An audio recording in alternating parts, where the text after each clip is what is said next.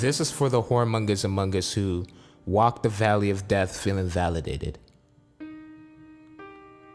By far saturated with mass impatience, waiting to be immaculately covered in the masses' accusations. Isolated incidences like, I was put here by mistake. Coincidences coin unorthodox misconceptions about misconstrued events like, my parents didn't mean it. Showered constantly with quotes about hope like, you was made with a purpose. Go ahead. Pour God's poised wrath on me and I'll forgive my parents for ever having me like, it's okay. Father, forgive them for they knew not what they were doing like, I'm the burdensome son who suddenly saw the sunshine in the dim silver lining. Like it was a dark day that day when you two did that thing at the back of your car. A mistake of teenage lust. Like, the idea of a child is too easy to conceive but very difficult to raise. This idea of a future is now your mission. And thank you, mass media, for reminding me that I'm such a mistake.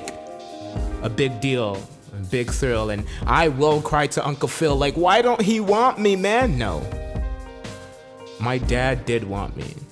So taunt me with daunting paparazzis pepper sprayed with pineapples. You know what that taught me?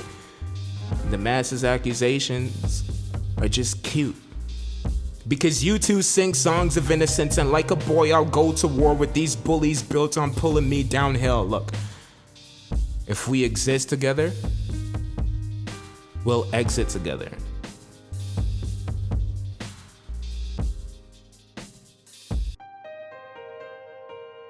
This is for the whoremongers among us who walk the valley of death feeling validated. By far saturated with mass impatience, waiting to be immaculately covered in the masses' accusations. Isolated incidences are indecent in this life, but I fought for his life. I persisted and insisted that my son be born in this scorned world. Even with evil with me and great Christians taunt us for young lusts that bore seed, it's bigger than us. It's new life that I'll father even if the fruit falls further. I'll still be the difference in my family tree of indifference because I refuse to be the bugged boy statistics statute in the category of runaway dads and stick with the situation at hand. Even if you don't take this as a blessing, it's still something that I treasure. So go ahead. Drown your judgments in a chest located at the bottom of the sea. Try to see new ways this case could advance me. I can be to him what my bastard father wasn't to me. Look. If you apply peer pressure to a deep wound, you'll bleed depression. And thank you, mass media, for not portraying the dads that did stay. Thank you, TV, for blaming me for everything that's wrong with him, like I was Nas and it's my fault that he can be what he wants to be. You were nasty, faced a tomato stains and white walls. Regardless, I still stood for her human right to choose. And this is for me. The whoremonger among you who walks the valley of death feeling validated. I'm saturated with mass impatience waiting to be immaculately covered in your accusations. An isolated incident indeed. But how dare you say those things? I had a choice to make.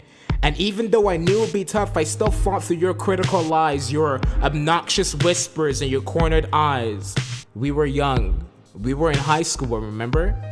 Oh wait, of course you don't. You were on your high horse, but I'd have to live with my choice. It was the effect of being lost in beautiful lust. Like, what do you do when you're forced to a fork in the road? You yank that fork and stab the critics behind you. Like, shut. It's hard to think when you're constantly cricketing behind me. Dead or alive, I'd have to live, school, work with the weight of a boy on my shoulders. Slow down, world, you're spinning too fast. Death would reduce the volume of the outside world to a fake, compassionate conversation of, I understand why you had to do it, honey, it's okay, no judgment here, but increase my inward temper tantrum of guilt. Life would remind me of my empathetic humanity, but the outside world will still scream vanity. Words like, don't have premarital sex now or you end up like that other girl. And thank you, mass media, for portraying the happily ever after picture where the girl makes the right choice and the kid becomes a famous rapper, business person, or actor. In the real world, both the woman and the kid die anyways. And why does my child need to face these hypocritical indecency anyways? I mean, if babies go to heaven, oh my God, what am I thinking? Isn't life a gift from God? Something that shouldn't be played with? If that's the case, then why is free will 1-2? It's literally my choice over his life, and despite what my lover says, I want to abort mission because I can't deal with all these pressures. No matter his love for me, he won't be there in the middle of the night. And what would I tell my parents? I can't let them know. My belly does not yet show I won't face them with this. I simply do not trust them. No matter what I decide, my lover will still respect me. Won't he? Now I'm just a whoremonger walking among you, impatiently waiting to be immaculately covered in your accusations. But you won't notice because I went to the center and made my decision.